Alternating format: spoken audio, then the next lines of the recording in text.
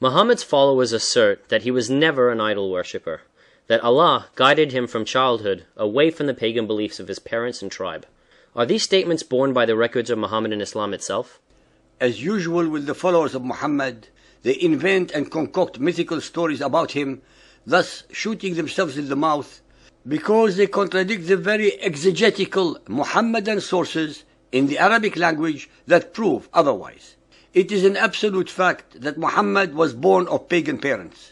His father Abdullah and his mother Amina were both pagans, and they used to worship many idols. His entire childhood, till the age of 25 years at least, was spent in paganism. Today, many Muhammadans will find it extremely hard to digest this fact.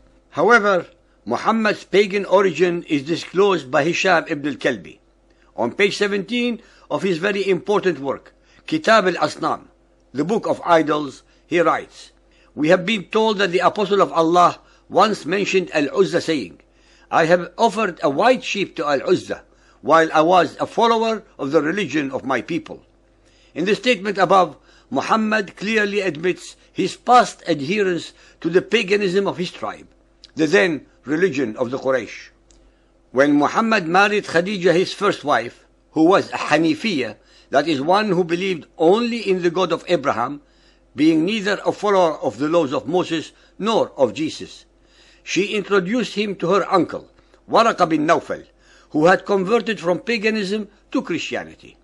There is absolutely no doubt that Khadija's and Waraqah's religious influences were singularly instrumental in making Muhammad think deeply about his pagan religious beliefs. As he attended the annual assembly of poets at Ukaz, he was deeply impressed and moved by the thoughts, eloquence, sentiment, free thinking, and humanism expounded by many of those poets. He started questioning the idol worshipping of his tribe and began, at the age of 40 years, 15 years after marrying Khadija, to start preaching the concept of the one God, the Creator, similar to the concept of the Jews and Judaized Arabs of his days. Nonetheless, as the Quranic verses amply demonstrate, he was confused as to which God ought to be his one and only God. Allah at that time was the supreme rock god of the pagan Quraysh. From Muhammad's perspective, their only fault was that besides Allah, the Quraysh used to worship as intercessors with Allah other smaller gods and goddesses like Hubal, Al-Lat, Al-Uzza, Al-Manat, etc. So, at the start of his new concept of an almighty creator, Allah was out of the question. Besides, at that time, even the magicians, the soothsayers, the sorcerers, and Satan worshippers used to vow by Allah. Thus, Muhammad at the very beginning found it utterly unacceptable to make Allah his only God, Ilah. During those pagan days, the people of Yemen used to worship another deity whose name was Ar-Rahman, who was coincidentally also the Jewish word Rahmana, which was a name for God in the Talmudic period. They were still influenced by the legacy of the Judaized Himyarite kingdom of the Yemen. Muhammad for a while adopted the name Ar-Rahman for God in place of Allah. Muhammad believed that by using the name Ar-Rahman, he ought to be able to get the support of the Judaized Arabs to his new belief system. Please note that nowhere in the Quran does Allah say that he has 99 additional names, including Ar-Rahman. In fact, these alleged names are actually attributes, sifat, and not names, that were heaped later on Allah by the followers of Muhammad. So, when he declared himself to be the messenger of Ar-Rahman, the Meccans too were at a loss and confused. The Meccans did not know of any Ar-Rahman other than Ar-Rahman of Al-Yemen. When we read with an unbiased mind the first 50 surahs in chronological order of the Quran, we note Muhammad's confusion regarding Lord, Rabb, Allah, and Ar-Rahman. He was quite unsure of whom he should consider as his only God, Ilah. Here is a summary of the first 50 surahs regarding Muhammad's idea of his only God. Lord, Rabb in 11 surahs. Ar-Rahman and Lord, Rabb in 2 surahs. Ar-Rahman, Allah, Lord, 1 surah. Allah, Lord, Rabb, 18 surahs. This demonstrates Muhammad's initial vacillation, confusion, and ignorance of the affairs of his only God, Ilah. The Quran also confirms that when he started to preach his brand of faith, Muhammad was lost, confused, and did not know much of religion. Here's what the Quran writes.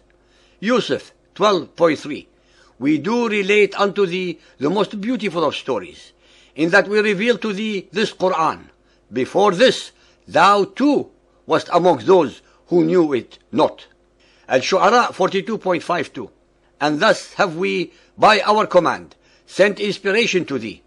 Thou knowest not before what was revelation and what was faith. Al-Zuha 93.7 And he found thee wandering and he gave thee guidance.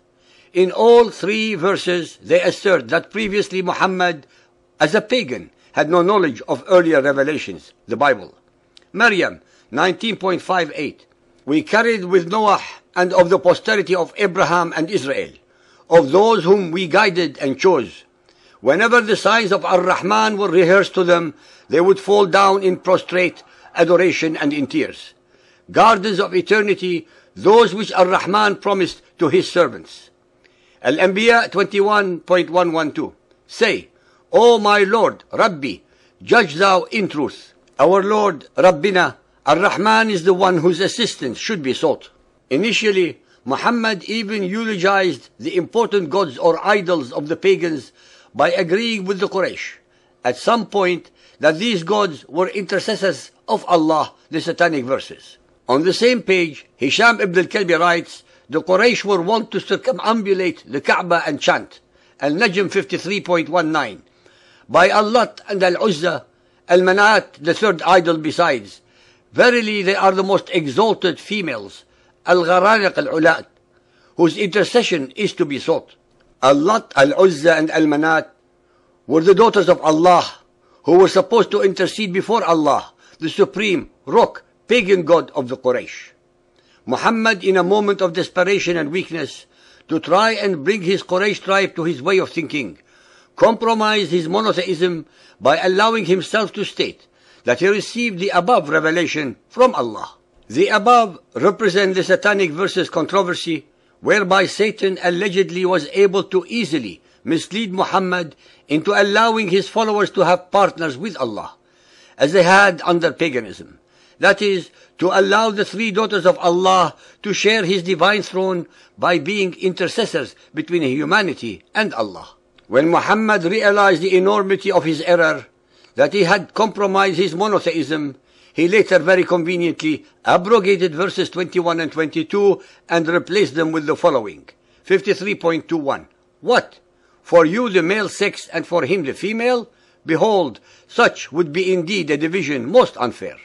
To cover up the fact that he had compromised his monotheism, Muhammad found that the best scapegoat is to very conveniently blame the unsuspecting and totally innocent Satan. Being the self-proclaimed prophet of Allah, Muhammad always blamed others for all his own errors, troubles, and failures. I would like our listeners, both believers and unbelievers, to ponder the following irrefutable fact: that the alleged monotheist Muhammad venerated, circumambulated, kissed and hugged the black stone even when the Kaaba still contained all 360 idols of the Quraysh and was still a pagan temple all his adult life. He only destroyed the idols of the Kaaba, except the black stone, after he conquered Mecca a year before he died. Whom would you listeners believe? The records of Muhammadan Islam or the apologists and perverters of facts and reality who serve their agenda of deceiving humanity about the very essence of Muhammad?